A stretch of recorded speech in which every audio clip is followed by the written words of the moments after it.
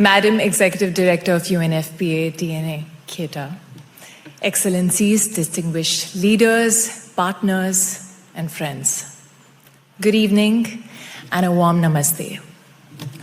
It is a profound honor to stand before you at the World Health Summit among leaders, thinkers, and change makers united by one shared conviction. Women's health is not a side issue. It is the cornerstone of humanity's progress, prosperity, and future. As an actor and a newly turned producer in the Indian film industry, I've built my career telling stories. Stories that can make people laugh, cry, and sometimes see the world differently. Today, as UNFPA India's honorary ambassador for gender equality, I want to tell a story that belongs to all of us. The story of women's health. Because behind every statistic is a life. A mother, a daughter, a sister, a leader whose potential is lost because health systems have failed her. I was reminded of this so vividly at my conferment event in Mumbai as UNFPA India's honorary ambassador, where I met young women, young girls from Beed, a district in Maharashtra. Their personal experiences shook me to my core.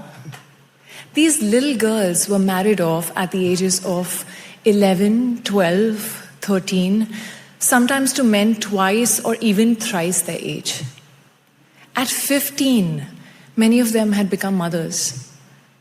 Just imagine that. They endured immense suffering from abuse, discrimination, life-threatening health complications, and at the core of all of this, a complete loss of childhood. Listening to them, I felt a deep sense of heartbreak, but also outrage. Outrage that in the 21st century, girls are still denied their basic rights. Outrage that their bodies and their futures are decided already by someone else. But what inspired me most was not just their resilience, but their transformation. With the right support, access to healthcare, safe spaces, and very importantly, education, they were thriving. Their dignity restored, their voices strong, and their dreams alive. But what struck me the most was how universal were their hopes. They wanted what every girl in every nation desires: to live safely, to decide freely, to dream boldly, and to contribute meaningfully.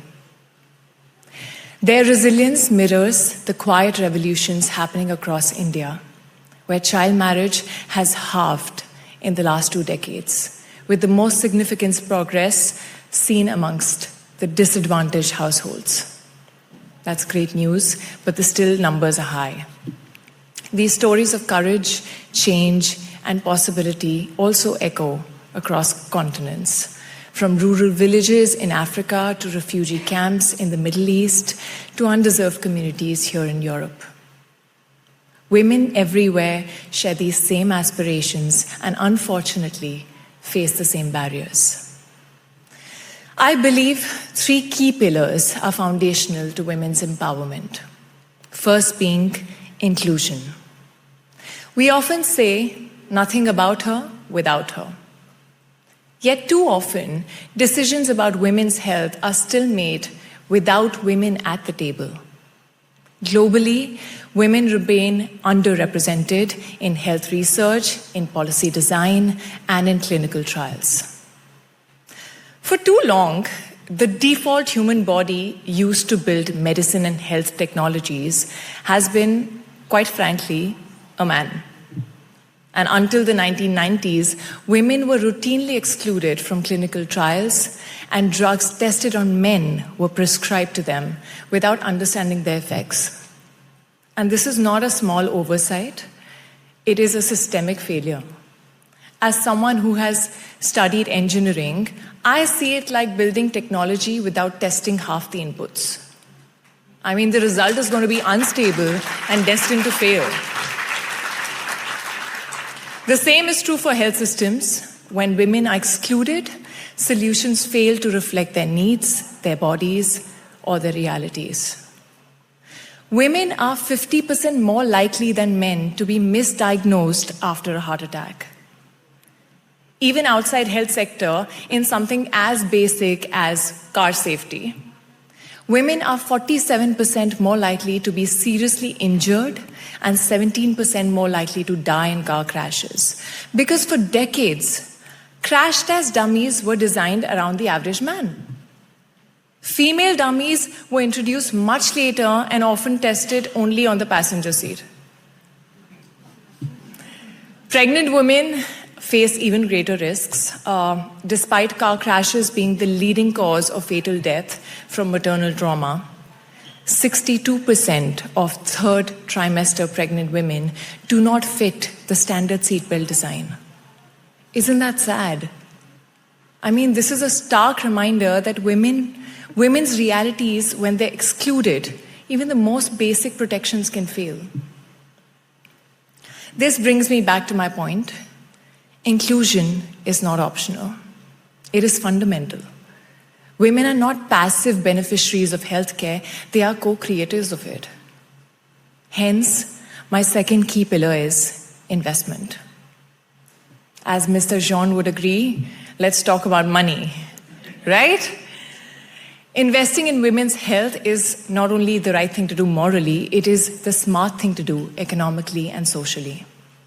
For every $300 million invested in women's health, we get a return of $13 billion.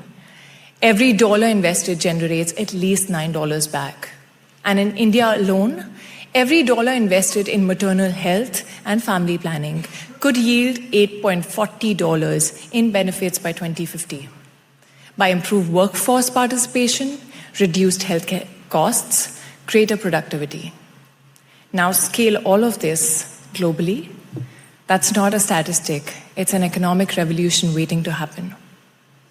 And yet, women's health remains chronically underfunded, undervalued, and underprioritized.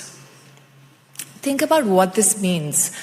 Healthier women mean healthier children, healthier families, stronger families, more resilient communities, fewer mothers lost to preventable causes, girls completing their education, entering the workforce, contributing to innovations, and demonstrating leadership the world desperately needs. Investment in family planning and maternal healthcare alone could reduce maternal deaths by 75%. That is lives saved. That is futures transformed and potentials unleashed. Every day, trillions flow through global markets. Yet the most impactful investment of all gets neglected. This isn't just economics, it's values, in my opinion. Do we value women enough to put their health at the center, or do we keep treating it as secondary and something to, address later? If you're serious about progress, women's health isn't charity. It's infrastructure. It is the foundation everything else is built on. And it's time we invest like it. Invest in the third pillar, that is innovation. We live in the era of extraordinary innovation, digital health, artificial intelligence, and new financing models. But innovation is only transformative when it's inclusive. In India, digital health initiatives have reached over 100 million women in rural areas, a number larger than population of many countries. Yet despite these advances, women remain largely absent from the teams and companies designing the technologies that affect their lives. Currently, only 15% of health tech companies are founded or co-founded by women, and not because women lack ideas, they don't, definitely they don't, but because they are too often denied access to capital, networks, and opportunities. Ladies and gentlemen, we're leaving brilliance on the table. And imagine if digital health tools were designed with rural women in mind, or if AI systems were trained on women's realities, if financing models channeled resources directly to women-led enterprises.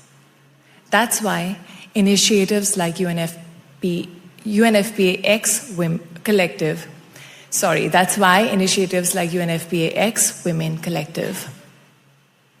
are so important. They connect innovators, investors, and advocates to create ecosystems where women-focused solutions can scale, where women are not an afterthought, but the starting point. Excellencies and my friends, women make up for half of humanity. They are caregivers, entrepreneurs, innovators, leaders. To neglect their health is not only unjust, it is self-defeating. India has had 73% reduction in maternal mortality since 2000, which means 1 million more mothers are alive today, nurturing children and building communities. Now imagine if every nation did the same. The collective gains for health equality and global prosperity would be immense. Imagine a world where every girl gets to make choices about her own body, where every woman, wherever she lives, has access to quality healthcare, where innovations are designed by women, for women, and with women, where investment in women's health is not optional, but indispensable. And this is not just a dream, this is well within our reach, but it requires courage, commitment, and action. Now, I am proud to stand with UNFPA, with all of you here at the World Health Summit, to make this vision a reality. Let us close this gap and reimagine global health through women. Thank you. Join our global community of English learners, absolutely free. Download video transcripts, listen offline, start our beginner course, and join live classes with certified teachers. Access over 1,000 resources to improve your English faster. Everything's in one place. Community.englishspeeches.ca. Let's speak English together.